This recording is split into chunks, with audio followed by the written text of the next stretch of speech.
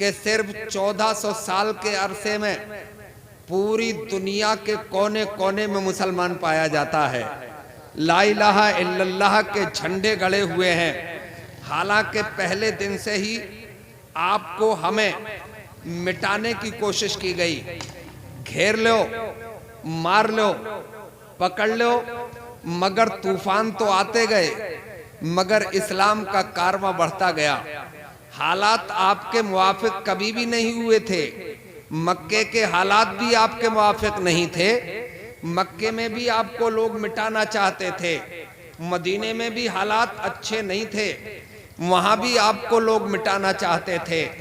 हमने तो तारीख में, हमने तो आपके इतिहास में, आपकी हिस्ट्री में ये पढ़ा है कि मक्के के हालात तो इतने जुबू थे, जब ला इलाहा इल्लल्लाह का नारा फारान की चूटी से पहली बार गूंजा था, उसी दिन से ये ऐलान था कि इन मोहम्मद के मानने वालों को आगे नहीं बढ़ने दिया जाएगा, इन्हें घुटने टेकने पर मजबूर कर दिया जाएगा, इन्हें मिटा दिया जाएगा।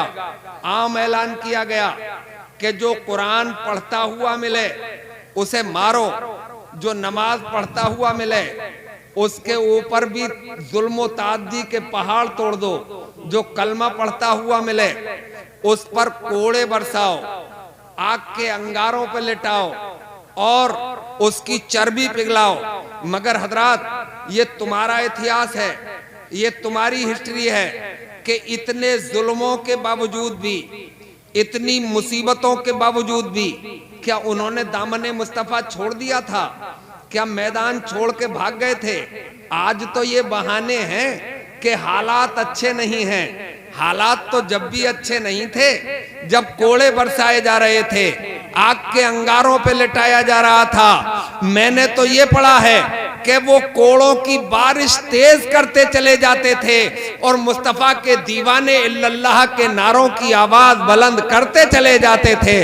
मोहम्मद रसूलुल्लाह के जलवे बखेरते चले जाते थे और वो ऐलान करते थे कि तेरी औकात क्या झोंके हवा के, यहाँ गुजरे हैं तूफान सर झुका के। और ये ऐलान करके गुजर जाते थे कि बुलबुल से बहरहाल नशे मन न छुटेगा, बरके तपा के खौफ से गुलशन न छुटेगा, माहौल अगर अपने मुवाफिक भी नहीं है सरकार, मगर आपका दामन न छुटेगा। यही बात थी, यही हालात बने थे कि दुनिया के बड़े बड़े दानिश्वर, दुनिया के बड़े बड़े टैलेंटेड ये कहने पे मजबूर हो गए थे कि दुनिया में अगर कोई इनकलाबी शख्सियत है तो उस शख्सियत का नाम मोहम्मद अरबी है। मेरे इस्लामी भाइयों, आपको मैं बताऊं, एक किताब लिखी गई यूरोप में और उस किताब के राइटर का नाम है माइकल हार्ट। उसने किताब लिखी द 100 और द 100 में उसने इन करोड़ों अरबों लोगों में से सिर्फ 100 लोग छांटे जिन्होंने दुनिया में कामयाबी के झंडे लहराए, और उन 100 लोगों में भी सबसे पहला नाम मोहम्मद अरबी का तहरीर फरमाया। ये हमारे आका सल्लल्लाहु अलैहि वसल्लम की शान है। आओ एक इशारा करूं आपको ताकि आपका दिल बाग बाग हो। एक ऐसा शख्स भी इस दुनिया में पैदा हुआ जो बहुत बड़ा क्रूर था, बहुत बड़ा जालिम था, बहुत बड़ा तानाशाह था, और वो जर्मनी का हिटलर था, जो किसी की सुनता नहीं था, जो किसी की मानता नहीं था, जो कभी किसी की प्रशंसा नहीं करता था, किसी की तारीफ नहीं करता था। मगर वो हिटलर भी जब हमारे आपके आका के बारे में बोलता है, मोहम्मद अरबी के बारे में बोलता है, तो इस अंदाज में बोलता है कि एक उसूल है, एक ज़ाब्ता है, एक कानून है कि जो वक्त गुजर रहा है उसे रोका नहीं जा सकता, और जो गुजर गया है उसे वापस नहीं लाया जा सकता, उसका रीटेक नहीं किया जा सकता। जो गुजर गया है उसे कौन वापस ला सकता है? मगर वो हिटलर बोलता है कि ये उसूल भी अगर टूटा है और ये उसूल भी अगर तोड़ा है तो उस पर्सनालिटी मोहम्मद अरबी का नाम है कि जब मेराज को जाता है तो वक्त की नफ्स को रोक दिया जाता है, और जब सूरज मगरिब में चला जाता है तो अबरू का इशारा करके उसे असर में तब्दील कर दिया जाता है। वाह, नारे तकबीर, नारे रिसालत, शानी मुस्तफा, मसलके आला हजरत, सुभान अल्लाह। हजरत ग्रामी, ये हमारे मुस्तफा हैं, तभी तो उन्हें छोड़ के नहीं जाना चाहिए, तभी तो उन्हें अपना आइडियल बनाकर जिंदगी गुजारना चाहिए। दुनिया क्या कहती है इसकी परवाह नहीं करना चाहिए, परवाह इस बात की करना चाहिए कि हमें मुस्तफा जाने रहमत ने क्या हुक्म दिया है। मेरे इस्लामी भाइयों, मैं बताऊं आपको, जैसे कि आपकी रोजमर्रा की जिंदगी है, मुस्तफा ने उसके बारे में भी आपको आगाह फरमाया। कैसे खाओगे, कैसे पियोगे, कैसे उठोगे, कैसे बैठोगे, कैसे चलोगे, कैसे सोओगे। मेरे इस्लामी भाइयों, ये तमाम बातें जब आपको मुस्तफा ने बता दी हैं, तो फिर किसी डॉक्टर से मशवरे की जरूरत क्या है, फिर किसी तबीब के पास जाने की जरूरत क्या है। वो तो तबीबों के भी तबीब हैं, वो तो हकीमों के भी हकीम हैं। मैं बताऊं आपको, मेरे मुस्तफा सल्लल्लाहु ताला अलैहि वसल्लम कैसे बैठ के खाना तनावुल फरमाया करते थे। आज एक बड़ी मोहलिक बीमारी चली है जिसे हम शुगर कहते हैं, ऐसी मोहलिक बीमारी कि जिसका अभी तक इस मेडिकल वालों ने, मॉडर्न पैथी वालों ने, होम्योपैथी वालों ने, आयुर्वेदिक वालों ने आज तक इलाज तलाश नहीं कर पाए हैं। मेरे भाइयों, बॉडी में इंसुलिन बनना बंद हो जाती है और बंदा शुगर का बीमार हो जाता है, अंदर से घुलता रहता है, बिल्कुल कमजोर और लागर हो जाता है। मैं बताऊं आपको, मुस्तफा जाने रहमत ने इसका इलाज आज से 1400 बरस पहले ही इरशाद फरमा दिया था और तरीका भी बता दिया था। मुस्तफा जाने रहमत जब खाना तनावुल फरमाया करते थे तो दोनों पैर उठाकर, यानी ऊकरू बैठकर या एक पैर बिछाकर खाना तनावुल फरमाया करते थे। हजरात, आज वो तरीका बदला है, हम कुर्सियों पे आ गए, कुर्सियों से उठे तो हम खड़े होकर खाना खाना हमने शुरू कर दिया, स्टैंडिंग में आ गए। बारातों में, मैं बताऊं आपको, इस्लाम से मॉडर्न कोई मजहब नहीं है। इस्लाम आपको मॉडर्न बनने से हरगिज नहीं रोकता है, अलबत्ता जानवर बनने से जरूर रोकता है।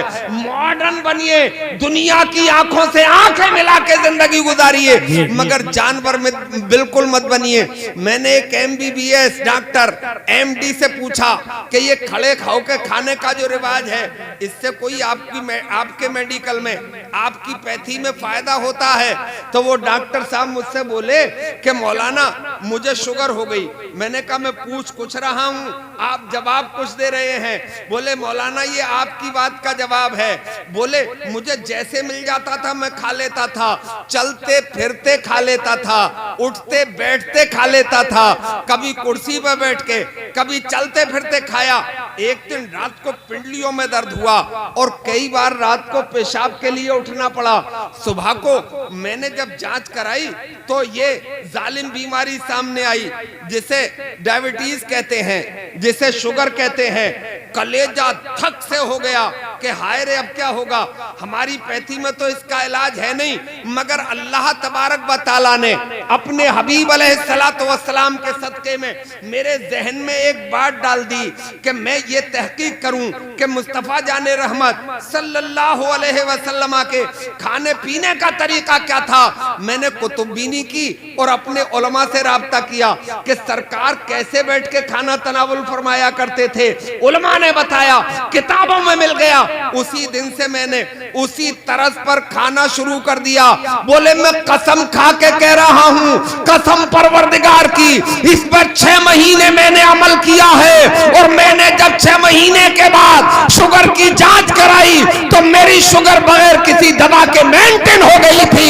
ये मुस्तफा जाने रहमत का तरीका। नारे तकबीर, नारे रिसालत, शानी मुस्तफा, फैजानी गौसे आदम, मसलके आला हजरत। आला हजरत ने इरशाद फरमाया, फिर के गली गली तबाह, ठोकरें सबकी खाएं क्यों, दिल को जो अक्ल दे खुदा, तेरी गली से जाएं क्यों। मेरे इस्लामी भाइयों, हमारे जलसे होते हैं, बड़े बड़े मुकर्रीन आते हैं, बड़ी बड़ी तकरीरें, हंसाते भी हैं, आदमी को खुद रो के रुलाते भी हैं। मेरे भाई, रोने धोने का मामला नहीं है, हंसने हंसाने का मामला नहीं है, गुलामे मुस्तफा बनने का मामला है, पंज वक्ता नमाजी होने का मामला है, सुबह को उठ के तहज्जुद की नमाज अदा करने का मामला है, फजर पढ़ के कुरान की तिलावत करने का मामला है।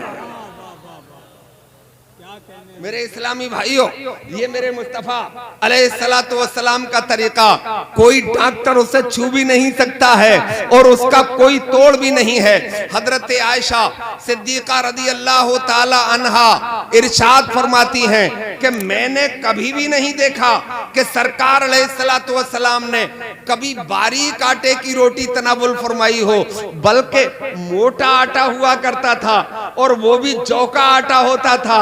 आला हजरत अजीमुल बरकत इरशाद फरमाते हैं, कुल जहां मिल्क और जौ की रोटी गिज़ा, उस शिकम की कनात पे लाखों सलाम। ये मेरे मुस्तफा हैं, कभी बारीक आटे की रोटी तनावुल नहीं फरमाई। अब क्या है, चलो देहातों की तो मैं नहीं कहता, मगर ये जो पैक आटा आता है इसका छुक्कल ऊपर का छील लिया जाता है और इसमें फाइबर नहीं होता है और ये मैदे को तकलीफ पहुंचाता है और आदमी फिर बीमारी का घर बनता चला जाता है। ये मुस्तफा जाने रहमत की सुन्नत है, आटा मोटा होना चाहिए। और हजरत आयशा ये भी इरशाद फरमाती हैं कि मैंने कभी नहीं देखा कि सरकार अलैहिस्सलातु वस्सलाम ने खाना खाने के फौरन बाद पानी नोश फरमाया हो, बल्कि आप जरूरत होती तो पहले आप पानी नोश फरमा लिया करते थे, जरूरत पड़ती तो बीच में, मगर बाद में आप बहुत देर में पानी नोश फरमाया करते थे। मेरे भाइयों, ये तमाम बीमारी के इलाज हैं जो तरीकाए मुस्तफा है। कुछ तो अमलन मुस्तफा ने हम तक पहुंचा दिया और कुछ कौलन मुस्तफा जाने रहमत ने हम तक पहुंचा दिया है, मगर हम उससे भाग गए हैं। आज एक बवाल है, क्योंकि मुझे आधा घंटे बोलना है। जब से ये एंड्रॉइड मोबाइल चले हैं और जब से इन्होंने तबाही मचा के रख दी, न जाने कितने घर बर्बाद कर दिए, न जाने कितने नौजवान तबाह कर दिए इन मोबाइलों ने। मुझे दुख के साथ एक बात कहना पड़ रही है, ये शायद इन्हीं मोबाइलों की वजह है और दीन से दूरी की वजह है। अभी एक साल पहले की बात है, मेरे पास पूना से ये इत्तला आई कि यहाँ एक महीने में 5000 मुस्लिम लड़कियों ने हिंदू लड़कों के साथ शादी करने की दरखास्त बीएम के यहाँ दे दी है। दिल को तकलीफ पहुंचाने वाली बात थी। अब मैं पूना गया और पूना जाकर मैंने उस पर तहकीक की। गया इसलिए कि फेक न्यूज भी आती हैं, हो सकता है झूठी बात हो। दुख इस बात का था कि हमारी कौम की बेटियां इतनी बिगड़ जाएं, ये बात समझ में नहीं आ रही थी, इसलिए सफर भी किया। वहां जाके पता ये चला कि हाँ, सुना हमने भी है, कुछ घराने हमें मालूम भी हैं। मैंने 30 घरानों का दौरा किया और उन 30 घरानों में मुझे ये पता चला कि उनमें एक भी लड़की ऐसी नहीं थी कि जिसकी 30 साल से उम्र कम थी। उनमें एक भी लड़की ऐसी नहीं थी कि जो कॉलेज की प्रोडक्ट नहीं थी, यानी कॉलेज में पढ़ी नहीं थी। एक तो करेले थे और नीम पे चढ़ा दिए, एक तो उन्हें दीन नहीं पढ़ाया और उम्र 30 साल की कर ली, उन्हें दुनियादारी पढ़ाई। अगर दीन पढ़ा होता तो 50 साल की उम्र में भी गलत कदम नहीं उठ सकता था। मेरे इस्लामी भाइयों, उम्मीद थी कि कनीज़े फातिमा बन के जिंदगी गुजार देती, तो हालात इतने नागुज़ीर हो गए हैं। ये दीन से दूरी की वजह है। होश में आओ, ये किस्से और कहानियों वाली तकरीरें मत सुना करो, बल्कि खौफे खुदावंदी वाली, सुन्नत मुस्तफा वाली ही तकरीरें सुना करो। जी क्या बात, बेशक। तो मैं मोबाइल के ऊपर बात कर रहा था। जब से ये जियो चला और 4G भी आया तो पूरी रात गुजर रही हैं। और फिर मेरे इस्लामी भाइयों, हम सो रहे हैं 12 बजे, कोई 2 बजे, कोई पूरी रात देख रहा है। मेरे मुस्तफा जाने रहमत सल्लल्लाहु अलैहि वसल्लम का मामूल था, उनकी आदत करीमा थी कि अगर कोई जरूरी काम नहीं होता तो इशा की नमाज से फारिग होने के बाद आप आराम फरमाने के लिए अपने हुजरे पाक में तशरीफ ले जाया करते थे, ताकि ये साबित हो जाए कि मुस्तफा जाने रहमत का अमल ये है तो इशा की नमाज पढ़ के जल्दी सोया करो। उसकी एक वजह भी है, सुबह को जल्दी उठने में फिर दिक्कतों परेशानी नहीं होती है मेरे इस्लामी भाइयों। तो मुस्तफा जाने रहमत ने तो ये भी इरशाद फरमाया कि जैसे ही मगरिब की नमाज हो जाए तो छोटे बच्चों को घर से बाहर मत निकलने दिया करो, और इशा की नमाज के बाद कोई जरूरी काम ना हो तो खुद भी घर से बाहर मत जाया करो, बल्कि सो जाया करो। और डॉक्टर कहता है कि अगर सेहत बरकरार रखना है तो 6 घंटे नींद निकालना जरूरी है, 6 घंटे सोना जरूरी है। अब आप किसी भी वक्त में, मौसम सर्दी का हो या गर्मी का, 10 बजे तक आप फ्री हो जाएंगे इशा की नमाज से, और इशा की नमाज से पहले खाना तनावुल फरमा लिया करो। उसमें हिकमत यह है कि आपने मगरिब की नमाज के बाद खाना खा लिया तो इशा की नमाज पढ़ने के लिए जाएंगे। 17 रकत आपको नमाज पढ़ना पड़ेगी, 17 रकत नमाज पढ़ेंगे तो खाना भी हल हो जाएगा और रब की इबादत भी हो जाएगी। सुभान अल्लाह। अब इशा से आप फारिग हो गए, आप अपने बिस्तर पे चले जाइए, 10 बजे सो जाएंगे, 11, 12, 1, 2, 3, 4 बजे तक आपके 6 घंटे हो जाएंगे। अब आप 4 बजे उठ जाइए, उस वक्त का मौसम बड़ा सुहाना होता है। आज के हुक्मा डॉक्टर ये कहते हैं कि सुबह की हवा जिसे मिल जाए उसे डॉक्टर की दवा की जरूरत नहीं पड़ती है, उस वक्त कोई प्रदूषण नहीं होता है। अब डॉक्टर से पूछोगे तो ये मशवरा देगा कि उठो तो जल्दी, मगर जरूरियात से फारिग होकर थोड़ी वॉकिंग करो, थोड़ी जॉगिंग करो, यानी दौड़ लगाया करो, थोड़ी वर्जिश किया करो। मगर हम तो मुसलमान हैं, मुस्तफा जाने रहमत के सच्चे गुलाम कहलाने वाले लोग हैं। हमने कलमा पढ़ा है, हम न तेरी जॉगिंग को जाएंगे, हम न तेरी वॉकिंग को जाएंगे, हम तो जरूरियात से फारिग होंगे, मुसल्ला बिछा देंगे और 2-8 रकात नमाज हम तहज्जुद की अदा कर लेंगे, रब की इबादत भी हो जाएगी और आपके जिस्म की वर्जिश भी हो जाएगी। नारे तकबीर, नारे रिसालत। भाई वर्जिश भी हो गई, नमाज रब की इबादत है और उसमें कमाल यह है कि जिस्म के एक एक पुर्जे की वर्जिश भी है, एक एक पार्ट की वर्जिश है। डंड लगाओगे, बैठक लगाओगे, दौड़ोगे तो आपके पूरे जिस्म के हर मोड़ की वर्जिश नहीं होगी, मगर नमाज में रुकू का अंदाज देख ले, कयाम का अंदाज देख ले मेरे भाई, फिर सजदे का अंदाज देख ले, आपके एक एक पार्ट की वर्जिश हो रही है। मगर नमाज सीख के ही पढ़ना, अपने उलमा से सीखो, अल्लाह से सीख के नमाज अदा करो। इसलिए कि मुस्तफा ने फरमाया नमाज ऐसे पढ़ा करो जैसे मुझे पढ़ता हुआ देखते हो। तो नमाज इस अंदाज से अगर होगी तो रब की इबादत भी होगी और तेरी वर्जिश भी हो जाएगी। एक बहुत बड़े योगा के गुरु ने कहा है कि दुनिया की सबसे अच्छी वर्जिश का नाम नमाज है। वो वर्जिश बोल रहा है, हम रब की इबादत बोल के दोनों काम करने की मुकम्मल कोशिश कर रहे हैं। बात समझ में आ रही है? आसानी से तो सब मिलकर जरा एक बार सुभान अल्लाह बोलिए, सुभान अल्लाह। तो मेरे इस्लामी भाइयों, आप सुबह को उठ गए, अब आपने तहज्जुद की नमाज अदा कर ली। हदीस शरीफ में आता है कि जो तहज्जुद की नमाज पढ़ने का आदी हो जाता है, परवरदिगार उसके चेहरे को नूरानी बना देता है। औरतें तो इस पर जरा मुकम्मल गौर कर लें कि वो सुबह को जल्दी उठकर तहज्जुद की नमाज अदा करें तो फिर उन्हें किसी कॉस्मेटिक्स की जरूरत ही नहीं पड़ेगी, इसलिए कि परवरदिगार उनके चेहरे पर कुदरती नूर अता फरमा दे। बेशक हक है। अभी तहज्जुद की नमाज अदा कर ली आपने, फजर का वक्त अभी शुरू नहीं हुआ है, अल्लाह का कलाम कुरान की तिलावत करने बैठ जाओ। अल्लाह ने तौफीक दी है, कुरान आपने पढ़ा है तो कुरान की तिलावत करने के लिए बैठ जाओ। हदीस शरीफ में आता है कि जो कुरान की तिलावत करता है परवरदिगार उसके दिल को अपने नूर से मुनव्वर फरमा देता है। एक बुजुर्ग गुजरे हमारे यहाँ, हजरत इमाम हम्बल रदी अल्लाह ताला अन्हु अब्रे रहमत उनके मरकत पर गोहरबारी करे, हश्र तक शाने करीमी नाज बरदारी करे। वो पाए के बुजुर्ग एक दिन अपने रब का दीदार कर लिया उन्होंने ख्वाब में।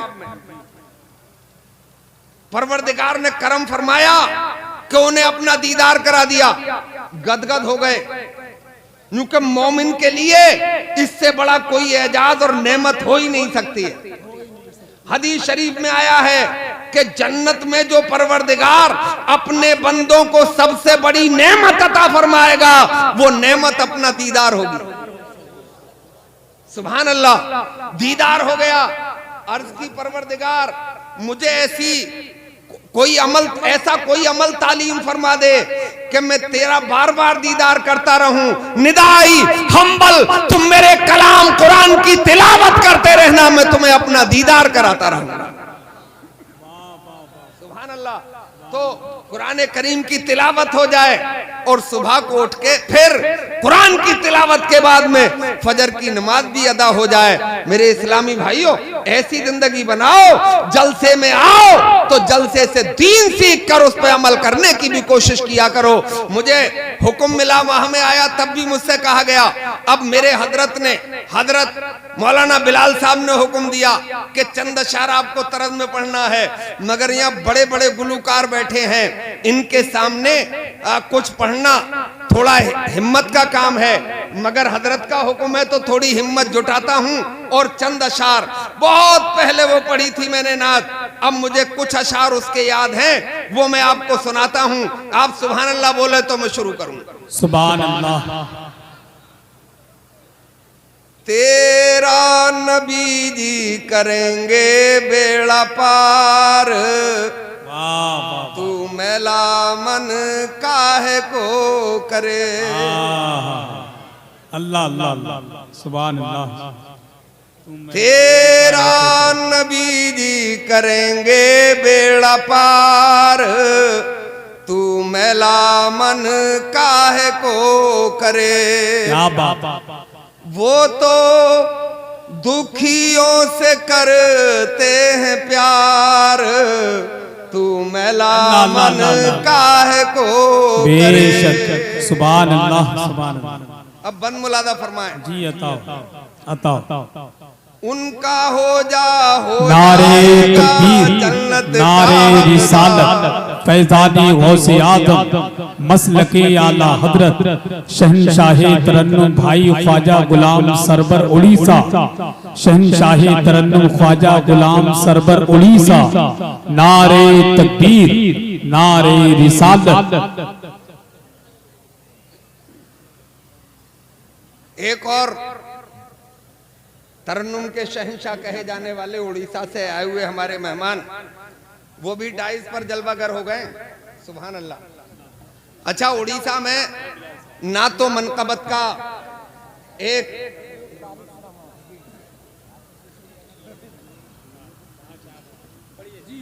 अजीम निजाम है, वहां जलसों में 2-2 बजे तक नाते ही सुनी जाती हैं। हाँ, सुभान अल्लाह। तो मैं वो शेर बंद पढ़ लूंगा आपके सामने। उनका हो जाएगा जन्नत का हकदार। क्या बात। अरे उनसे फिरा तो तेरे ऊपर, उनसे फिरा तो तेरे ऊपर, अरे रब की पड़ेगी मार, और वो है महबूबे गफ्फार। तू मैला मन काहे को करे, तेरा नबी जी करेंगे बेड़ा पार, तू मैला मन काहे को करे। अगले बंद में एक लफ्ज आएगा जुल्मत। मतलब अंधेरा या अंधेरी। कब्र की जुल्मत मेरे आका फरमा देंगे दूर। बोलो सुभान अल्लाह। कब्र की जुल्मत मेरे आका फरमा देंगे दूर। अरे अपने गुलामों के मरकद में, अपने गुलामों के मरकद में, अरे आएंगे बनकर नूर और होगी रहमत की बौछार। तू मैला मन काहे को करे, तेरा नबी जी करेंगे बेड़ा पार। तू मैला मन काहे को करे। अगला बंद,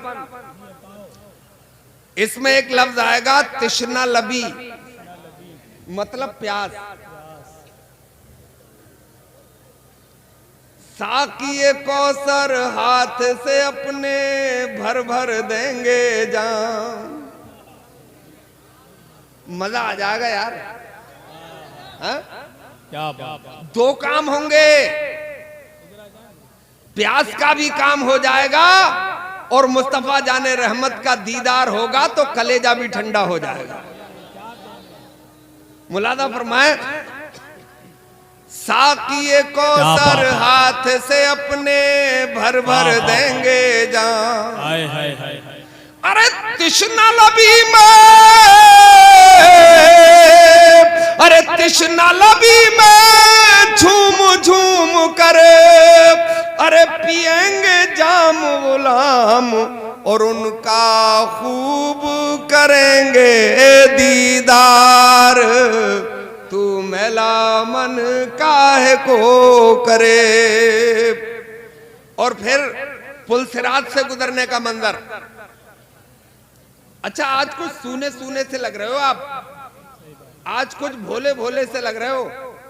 इतने भोले तो तुम होते नहीं हो यार।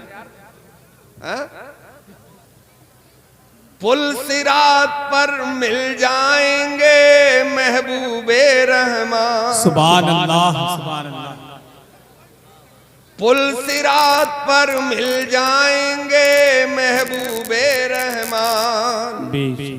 अरे रहा बहुत दुश्वार है उसको, रहा बहुत दुश्वार है उसको, अरे कर देंगे आसान। और रब्बे सल्लिम कहेंगे बार बार। तू मैला मन काहे को करे। सुभान अल्लाह। और आखिरी बंद याद आ रहा है, वो पढ़ दूं जी अता।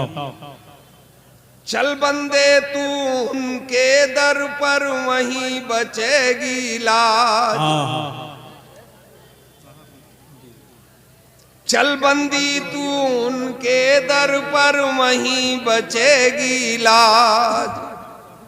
अरे उनके दर पर हो जाती है, उनके दर पर हो जाती है, अरे मोमिन की मेराज।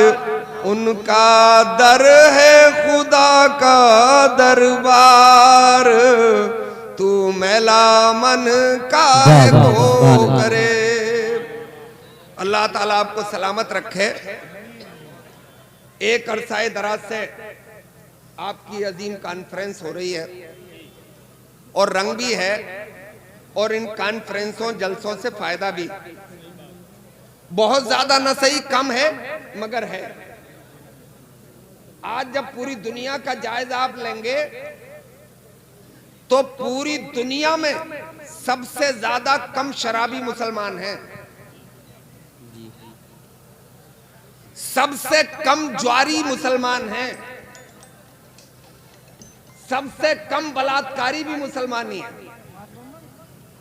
उसकी वजह यह है कि किसी कौम के पास तबलीग का कोई जरिया, कोई निजाम नहीं है ना।